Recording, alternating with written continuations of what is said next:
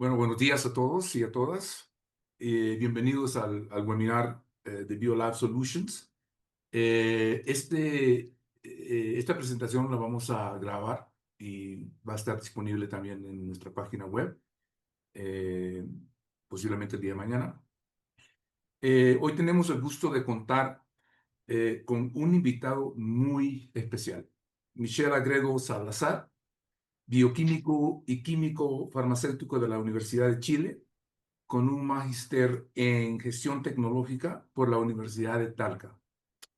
Michelle tiene una amplia trayectoria en el servicio agrícola y ganadero SAC, donde ha ocupado distintos cargos técnicos y de liderazgo dentro de la red de laboratorios.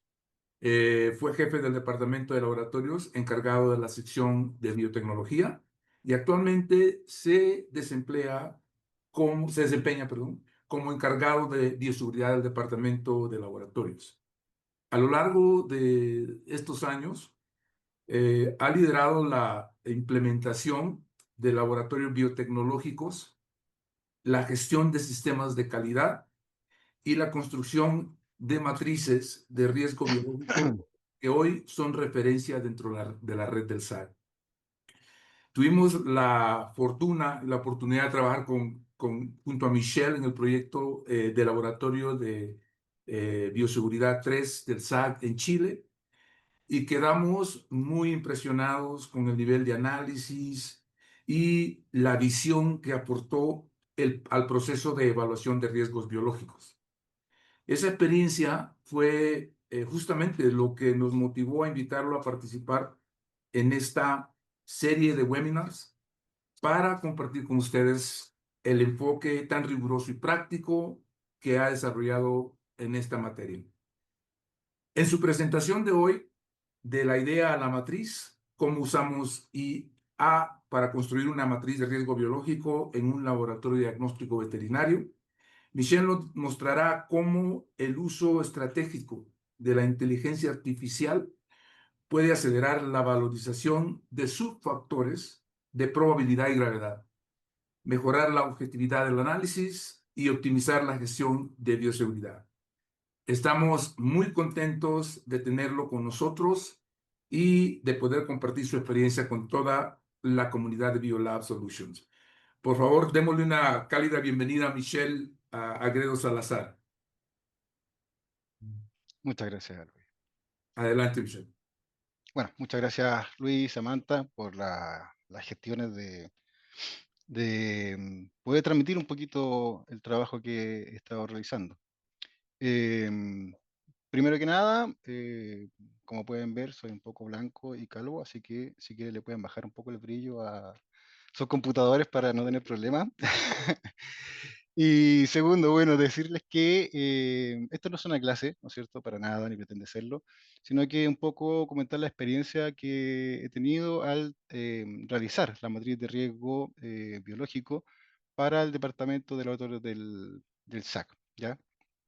Como muchos de ustedes saben, en el 2020 eh, la OMS actualizó su manual de bioseguridad, donde estableció que la mejor forma para revisar no solamente los niveles de bioseguridad de los laboratorios, ¿no es cierto?, que quedan obsoletos, nivel 1, 2, 3, etcétera, es hacerlo a través de un análisis de riesgo y utilizando la herramienta de matriz de riesgo.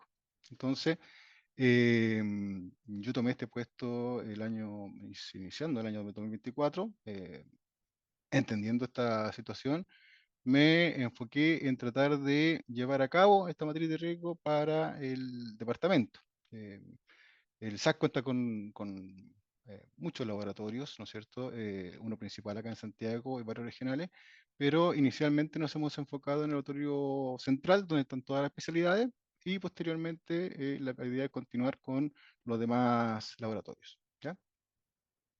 Ahora, de forma introductoria, ¿no es cierto? Los aspectos fundamentales que tiene la confección de una matriz de riesgo son estos tres, que es una herramienta crucial para la gestión efectiva del riesgo biológico en entornos laborales, permite evaluar, priorizar y controlar exposiciones a agentes biológicos, especialmente dañinos, y constituye la base fundamental para implementar programas de prevención y bioseguridad efectivos.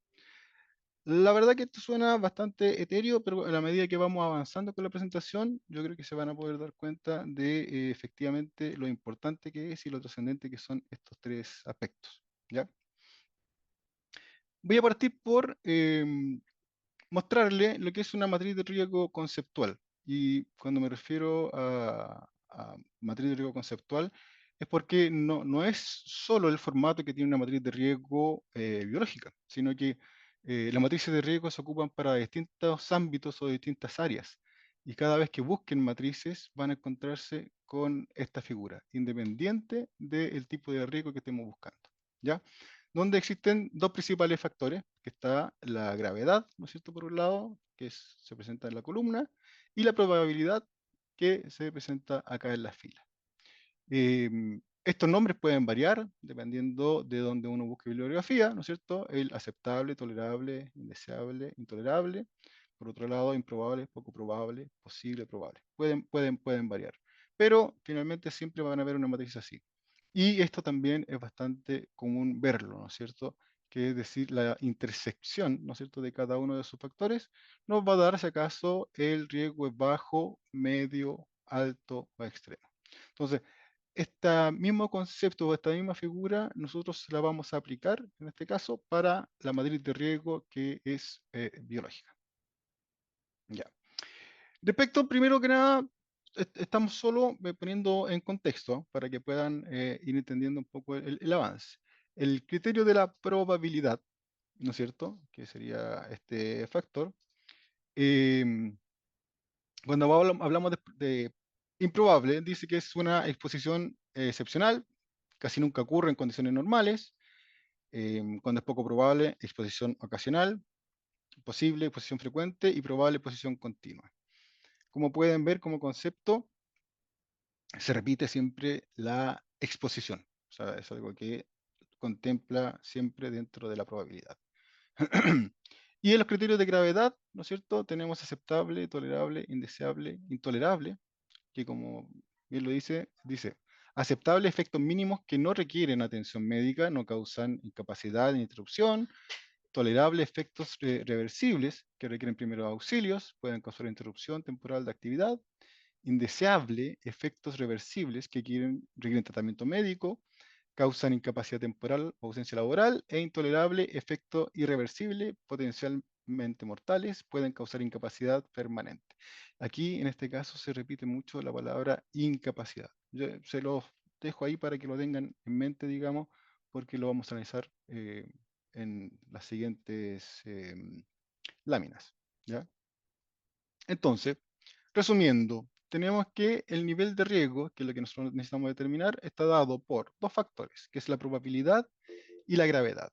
La probabilidad es, o que mide, la chance de que ocurra un evento peligroso, y su papel en el riesgo es determinar cuán factible es que ocurra el incidente.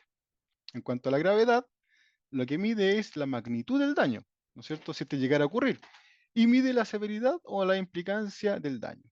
Finalmente, el riesgo, que viene siendo la multiplicación, ¿no es cierto?, de tanto el factor de probabilidad como gravedad, da una medida compuesta, ¿no es cierto?, para priorizar estas acciones.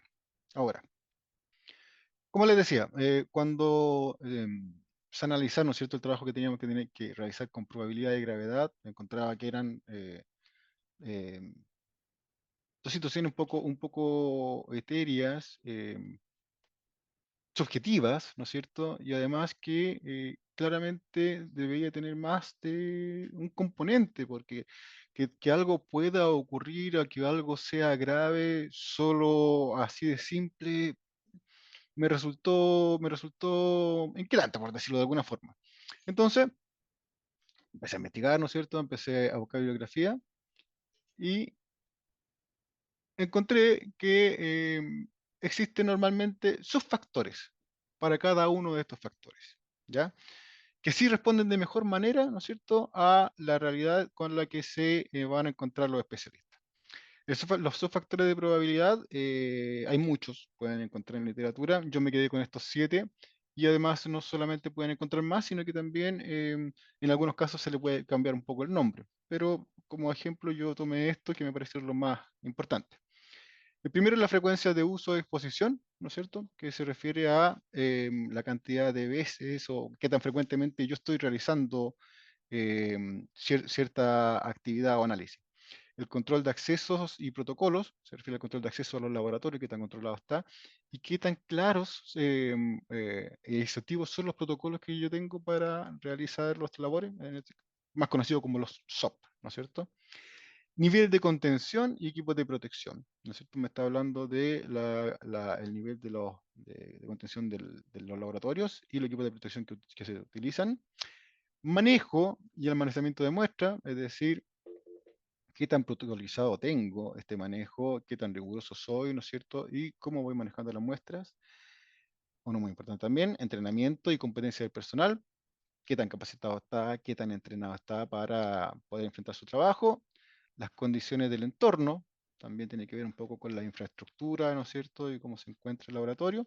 Y el historial de incidentes, que me habla de cuántas veces he tenido situaciones que hayan ocurrido bajo el análisis del el peligro, ¿no es cierto? ¿No es cierto? Que vamos a analizar posteriormente.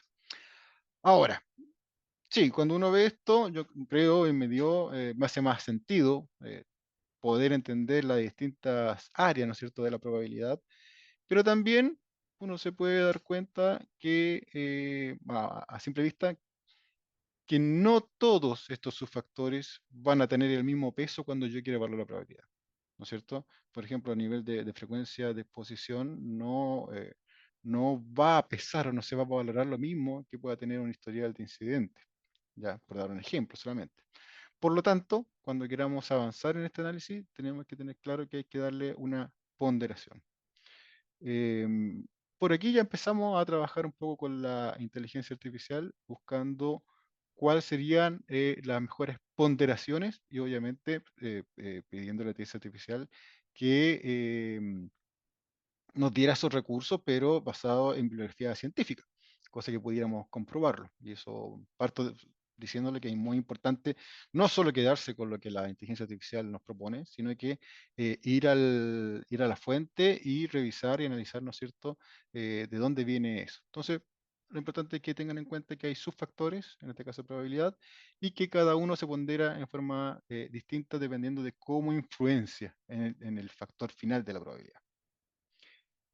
Por otro lado tenemos el subfactor gravedad, los subfactores de gravedad, donde encontré que los más importantes eran estos seis, ¿no es cierto?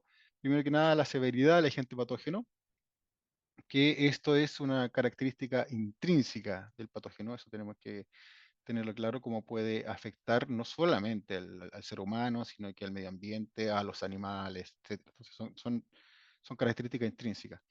La exposición, es decir, cuánto se puede exponer una persona, en este caso el analista, a cierto patógeno, facilidad de contagio, como su nombre lo dice, y consecuencia para la salud. Estos tres pueden parecer muy similares, pero la verdad que hay que tener en cuenta de que son cosas muy distintas. Puedo encontrarme con un patógeno al cual puedo estar muy expuesto, ¿no es cierto?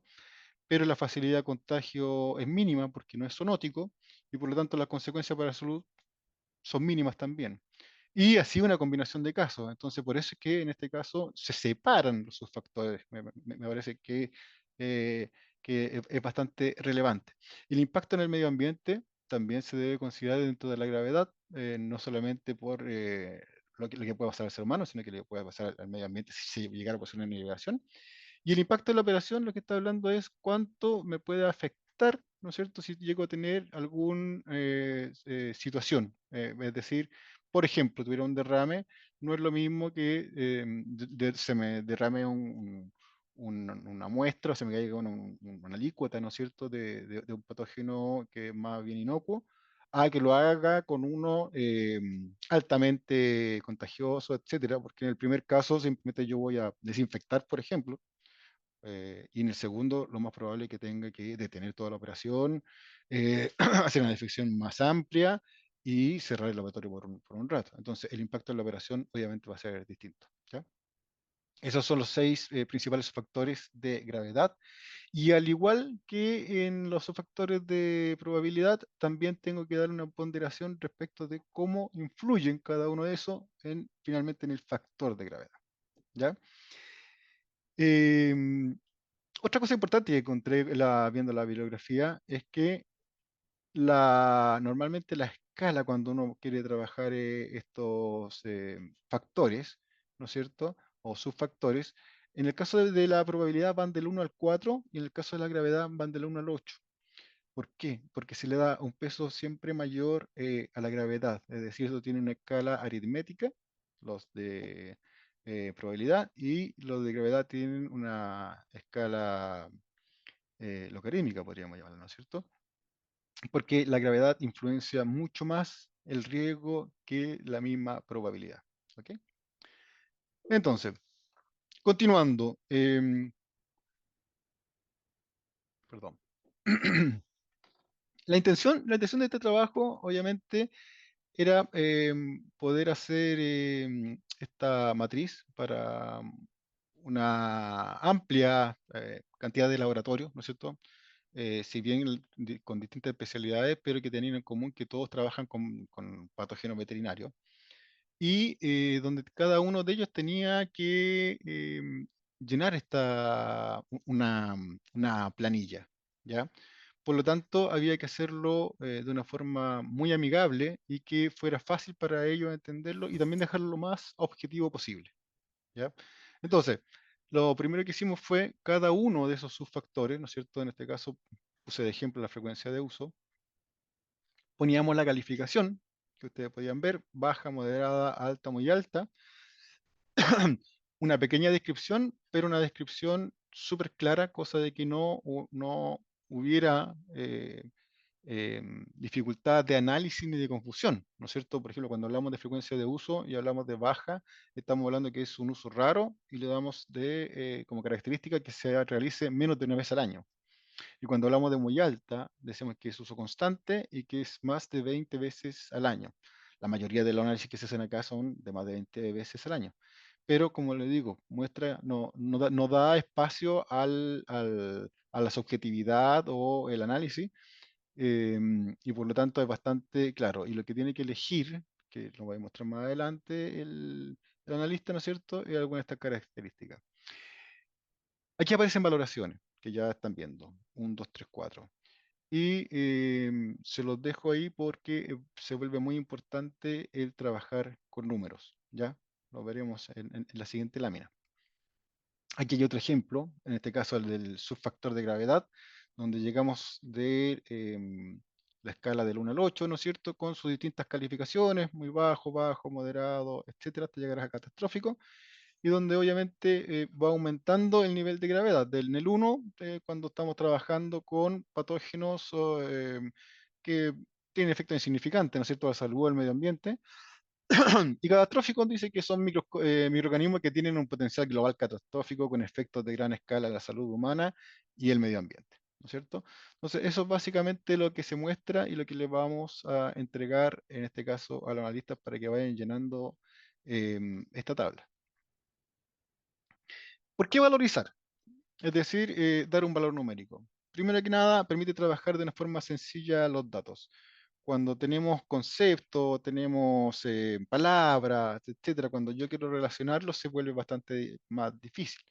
Entonces es importante darle números. ¿Por qué? Porque a su vez va a permitir utilizar, ¿no es cierto?, fórmulas matemáticas para relacionar los distintos subfactores, ya sea en su ponderación o en su resultado final, y además permite tener valores más objetivos, insisto, o sea, podrán elegir cuál de las características tiene, pero eso va a estar ligado a un nombre, que a través del Excel puede ir desarrollando, ¿no es cierto?, para llegar a un valor final. Este es un ejemplo de lo que se le entregó a los distintos analistas. Lo primero que tenían que hacer era establecer un peligro. Por ejemplo, un derrame de un tubo en un gabinete. Entonces tenían que establecer el peligro, tenían que establecer el patógeno con el que estaban trabajando, tenían que establecer el procedimiento en el que estaban trabajando, es decir, la técnica analítica, ¿no es cierto? y el paso en el que estaban trabajando. Es decir, la técnica analítica normalmente consiste en distintos pasos. Y finalmente, la sala donde estaban realizando esta labor. ¿Por qué? Porque cuando uno tiene que determinar el peligro, tiene que ser bastante específico en ese peligro, porque asimismo es cuando queramos resolverlo, tener muy claro cuál es la situación que quiero enfrentar y no hayan ambigüedades. Entonces, esa primera parte, ¿no es cierto?, que nos está mostrada aquí, es como la descripción del peligro en toda su amplitud. Y de ahí nos vamos a ver cómo va a estar enfrentándose con las probabilidades, ¿no es cierto?, y la gravedad respecto de ese peligro que encontramos. Entonces, una vez descrito ese peligro, se le entregó esta tabla, ¿no es cierto?, donde fuimos poniendo o incorporando cada uno de los distintos subfactores. Inicialmente los subfactores de probabilidad. Ejemplo, como se ve acá, en una de las columnas está la frecuencia de uso, donde deben indicar, ¿no es cierto?, las veces que se ejecuta el ensayo, como lo conversamos anteriormente. Se les deja una pequeña reseña para que puedan analizarla, para que puedan verla y no exista confusión, ¿no es cierto? Y ellos eligen finalmente la que más se acerca a lo que ven habitualmente y aparece una evaluación. Ellos a través de Excel, yo automáticamente tomé ese dato, ¿no es cierto? Y lo transferí a número para llevarlo a otra celda. Así con los distintos 7 subfactores que existían o que existen que tenga la matriz para lo que es probabilidad. ¿Ya? Ahora, aquí se empieza a poner un poco más compleja la cosa y aquí es donde finalmente sí entra va a entrar, ¿no es cierto?, la inteligencia artificial, que es un poco lo que nos convoca. En cuanto a los factores de gravedad, que vimos que eran 6, al empezar a analizar, uno se empieza a dar cuenta que además hay otras variables que hay que considerar, ¿no es cierto?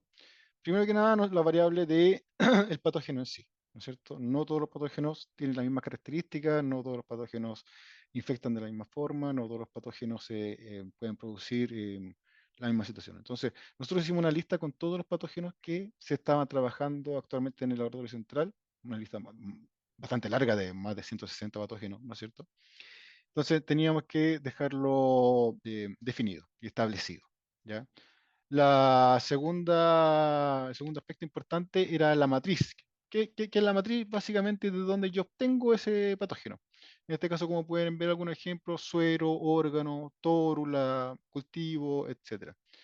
¿Por qué es importante tenerlo en consideración? Porque dependiendo de la matriz, depende mucho, ¿no es cierto?, de la gravedad que pueda tener, ya que mucho depende de de la forma en la que tiene para contagiar ciertos patógenos, ¿no es cierto? Y de las cargas virales, en este caso, o bacterianas que puedan tener la tinta matriz. No es lo mismo trabajar con suero de algunos patógenos que con órganos directos, ¿no es cierto? O con cultivo. Por lo tanto, había que considerar el factor de la matriz. Y finalmente, el lugar donde lo voy a trabajar, ¿no es cierto? No es lo mismo trabajar un cierto patógeno con ciertas características en un laboratorio. Cuando ponemos laboratorio, lo que ustedes están viendo en pantalla, es un laboratorio considerado nivel uno, como se llamaba antiguamente, o sea, sin ningún tipo de protección. La otra opción que pusimos es laboratorios con flujo y aire, ¿no es cierto? Y filtros, ¿no es cierto? Y la tercera, gabinete de bioseguridad, ¿no es cierto? Para no extendernos tanto. Y cuando la labor en sí, ¿no es cierto?, es una labor que requiere un BSL-3, lo dejamos como gabinete de bioseguridad pensando que son características similares de contención, sencillamente que por espacio en algunos casos sí lo puede hacer en gabinete y en algunos casos por espacio tiene que hacerlo en un laboratorio más grande, que sería un BSL-3. Entonces, agregamos, ¿no es cierto?, al ya trabajado eh, análisis con sus factores, ¿no es cierto?, de gravedad, estas 3 variables. Y como les decía, ahí es donde entró a jugar un poco la inteligencia artificial. Hicimos matrices para cada uno, perdón, tablas para cada uno de los distintos 6 subcomponentes, ¿no es cierto?, de gravedad, dándole todas estas opciones. La primera columna, ¿no es cierto?, teníamos todas las patógenos que se trabajaban acá. Después, posteriormente, fuimos separando, ¿no es cierto?, por matriz, y en cada una de las matrices teníamos que ver qué ocurría si se trabajaba en laboratorio con flujo o en gabinete. Estamos hablando de 6 tablas gigantescas, porque esto continúa para acá, bastante más largo, esto es solo un ejemplo, y también llega hasta acá, como les decía, a 160. Por lo tanto, ese trabajo, poder valorizarlo y darle estos valores, recuerden que de 1 a 8 es la gravedad, siendo 8 lo más grave, era bastante complejo. No solo hacerlo en este caso para mí, digamos que no soy especialista particularmente, ni virólogo ni bacteriólogo, y tampoco podíamos pedírselo al especialista porque es un trabajo complejo. Me hubiera significado haber tenido que leer mucho y obviamente aprender mucho y demorarme, si es que no meses, años en poder entender bien esta situación. Y el pedírselo a los especialistas también le ha significado un trabajo grande, porque incluso hay muchas cosas que ellos también tienen sus limitaciones, pese a que son especialistas. Entonces, para lograr llenar, ¿no es cierto?, o poblar esta tabla, fue que se utilizó inteligencia artificial, ¿ya? Y aquí, ¿qué recomendaciones puedo tener o puedo dar según mi experiencia? Primero que nada, cuando le estoy pidiendo que me llenen estos valores, es ser muy claro en lo que estoy requiriendo. Es muy importante al trabajar con las inteligencias artificiales, es em, establecer bien y claro cómo estoy preguntando y qué es lo que quiero que me entregue. Y ahí también hay un poco de prueba y error, ¿no es cierto? Preguntar de una forma, si veo que no está respondiendo como lo que yo necesito, digamos, preguntar de otra forma, hasta encontrar el formato de preguntas que me responda. Esto funciona normalmente como un chat, si alguno ha tenido la oportunidad de trabajarlo, sabe que es como estar mandándose mensajes con un amigo, ¿no es cierto? Entonces es importante darle todo el contexto, ¿no es cierto? Como decíamos, oye, escribiendo, ¿no es cierto? Estoy trabajando con el subfactor de gravedad tanto, em, tiene una escala de 1 a 8, tengo estos 3 escenarios con estas 3 posibilidades, necesito que me des el valor que podría tener, etcétera, etcétera. Entonces, darle todo el contexto posible pensando en que tiene que reunir toda esa información para poder entregar lo que uno le pide. Obviamente resaltar lo más importante, ¿no es cierto? Eso es fundamental. Es decir, no se te olvide que esto está pasando, ¿no es cierto? Por ejemplo, siempre en estado confinado, estamos hablando de laboratorios, aunque sean de niveles básicos, siempre en estado confinado y no al medio ambiente. Y por lo tanto también cuestionar resultados. ¿Por qué? Porque estas son herramientas y son imperfectas y tienen errores también, ¿no es cierto?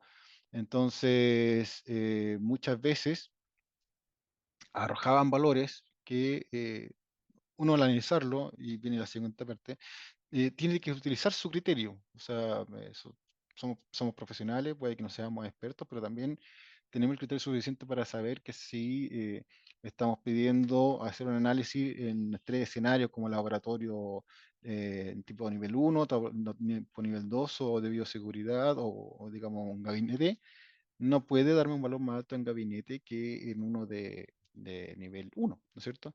Entonces, a veces pasa y a veces entregaba valores así.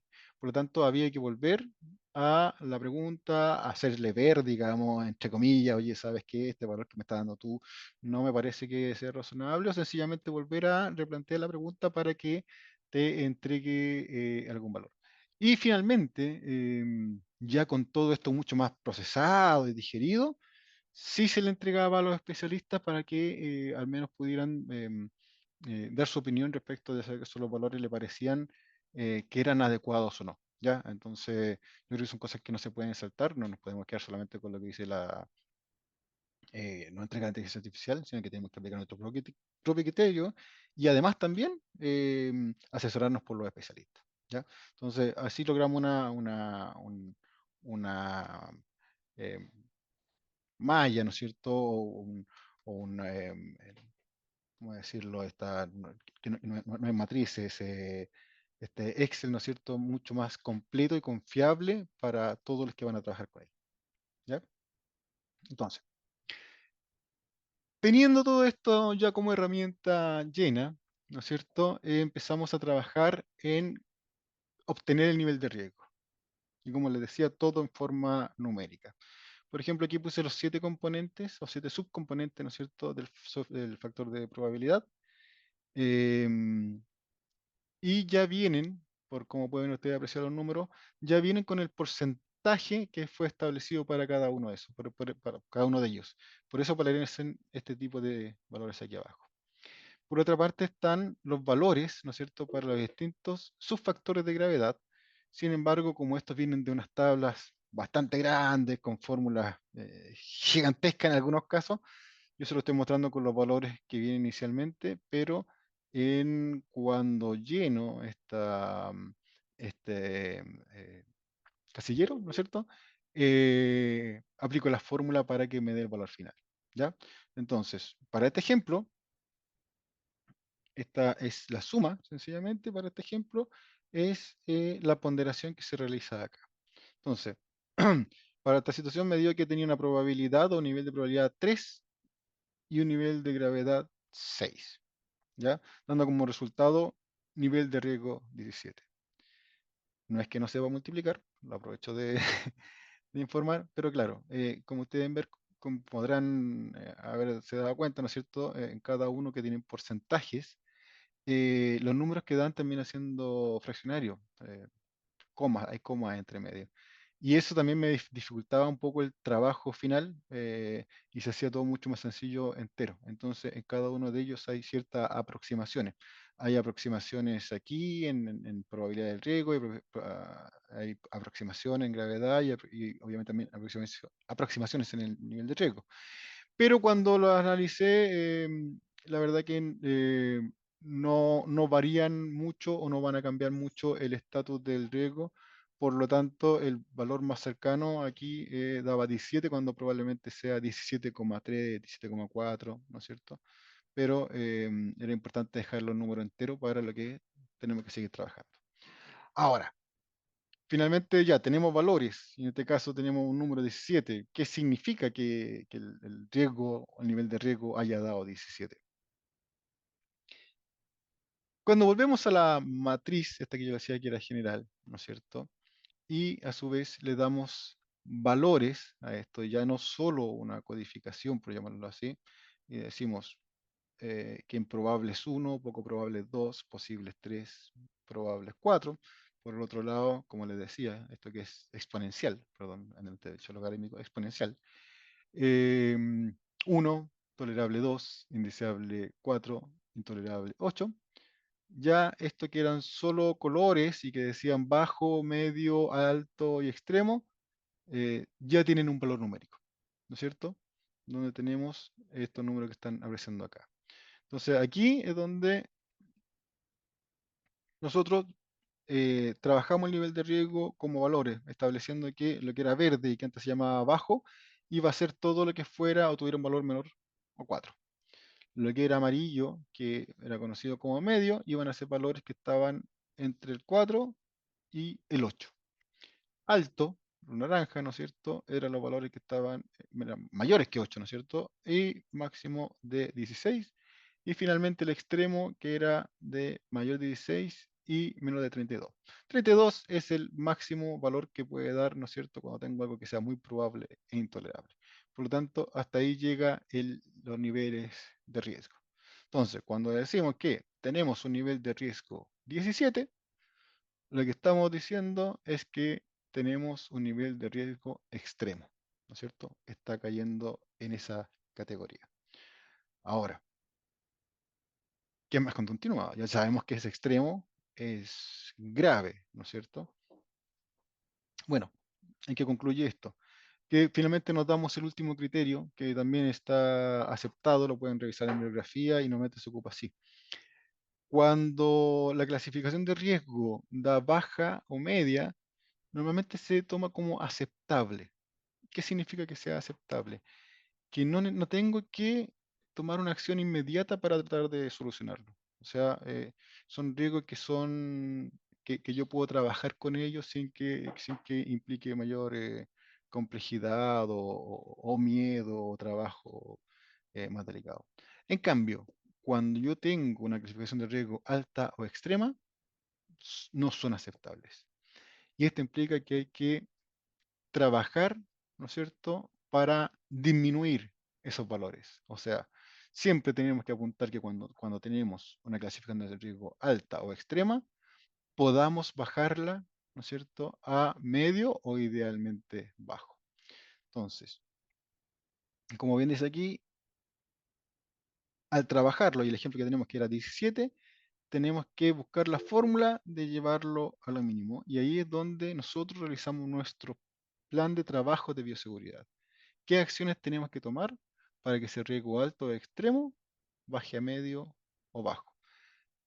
Hay múltiples alternativas porque los mismos criterios lo van diciendo. Hay trabajos que se pueden dar que tienen que ver con la gestión, que tienen que ver con protocolizar cosas, con capacitar gente, pero hay otros que son más complejos como son, y lo hemos visto y lo vivimos con Luis, ¿no es cierto?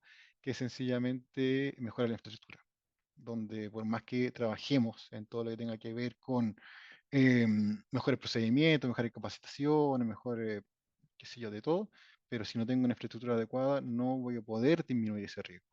Y eso hay que tenerlo en consideración, ¿ya? Esa es mi experiencia, lo hemos estado trabajando, actualmente estamos trabajando en el programa de trabajo de bioseguridad, valga la redundancia, con las distintas secciones de los laboratorios pecuarios aquí. Esperamos de aquí a fin de mes ya tener ese trabajo, que va a contemplar em, ciertas, no solamente coordinaciones, sino que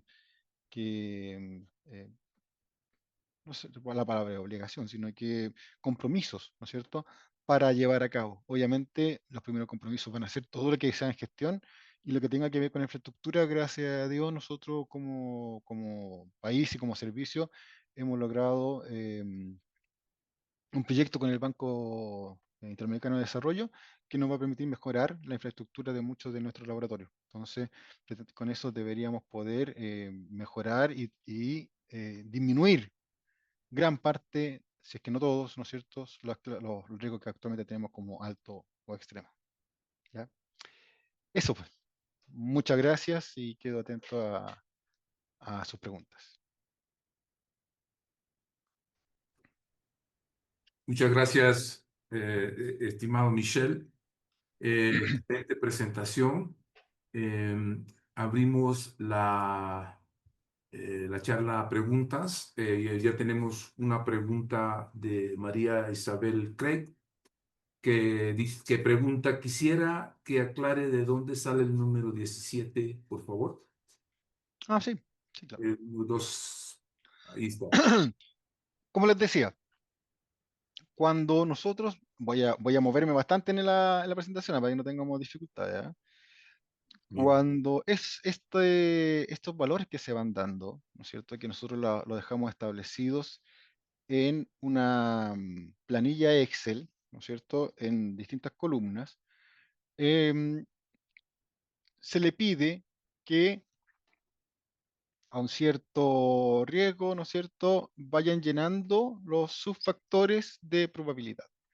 En cada uno de ellos lo van a ir llenando, ¿no es cierto?, como bajo, moderado, alto, etcétera, pero eso va a ser un valor que va a ser 1, 2, 3, 4, ¿ya? Son 7, recuérdenlo. Entonces, cada uno va a tener un porcentaje dependiendo de cómo influye dentro de este factor final de probabilidad.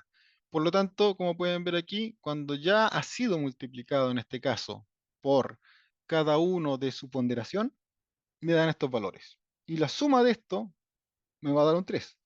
Como lo mencioné, probablemente no sea un 3. En este caso no tengo el Excel puesto a eso en la presentación, por lo tanto no puedo verlo.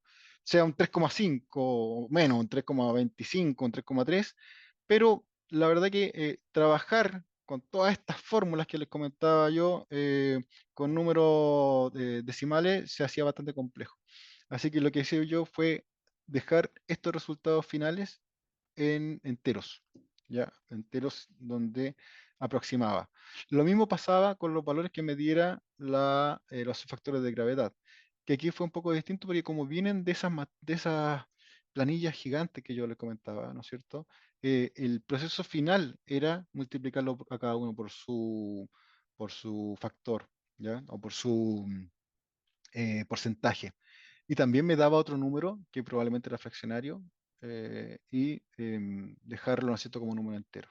Entonces, con estos tres números, lo que hice yo fue llevarlo a entero para poder trabajar la tabla.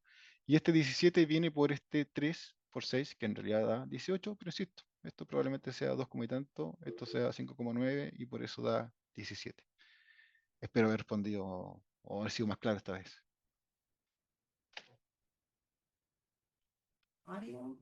Muchas gracias, Michelle.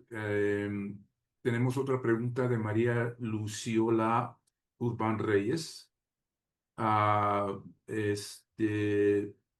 dice, excelente presentación. Además del manual de la OMS, ¿qué otra literatura recomienda para poder realizar el análisis de riesgo? Bueno, la ISO 35001 también hace referencia y la verdad es que, a ver, salió hace muy poco el manual de bioseguridad de la CDC, creo que es de agosto de este año, lo estoy leyendo, también está muy interesante, viene bastante bien, pero en general, insisto, ya yo lo que me pasó, y yo creo que cualquiera que haya trabajado un poco en esto, es que está todo como en forma, no sé si llamarlo estéreo, pero muy abstracto, ¿no es cierto? Hasta la planilla inicial, así es como se trabajan, y cuando busco información es como, oye, sí, llegamos hasta los subfactores, pero ¿cómo logramos trabajarlo? Y la verdad que de ahí para adelante fue un poco construcción mía, por decirlo así, no me estoy arrogando nada, pero sentí que lo importante era poder hacerlo objetivo y poder trabajarlo, y por eso que les fui dando números. No sé si esto aparezca en alguna parte, la verdad, pero fue mi forma de simplificarlo y de poder visualizarlo de mejor forma, ¿ya? El resto, la teoría o hasta donde uno ve, no da mayores luces.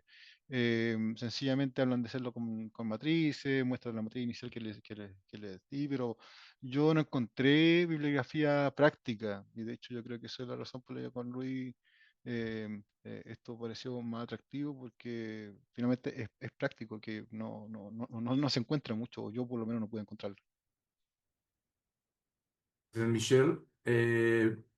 Patricia Fabiola Gómez Ramos pregunta si podría indicarnos un prompt de cómo hacer las preguntas más claras a la IA sobre los distintos subcomponentes de gravedad, considerando variables, por ejemplo, agente, patógeno, tiempo, tipo de muestra, lugar, etcétera.